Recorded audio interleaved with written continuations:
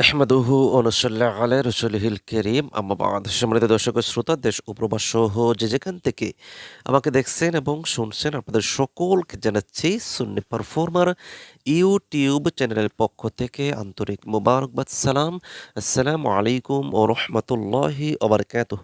দর্শক ও শ্রোতা, আমরা ঘরে বসে নতুন কৌশলে পবিত্র কোরআন কারীমের তেলাওয়াত শিখছিলাম। আজকে আমরা সেই কার্যক্রমের ২১০তম ক্লাসটি করব পবিত্র কোরআন কারীমের সূরাতুল বাকারার ১৬০ নাম্বার আয়াত থেকে।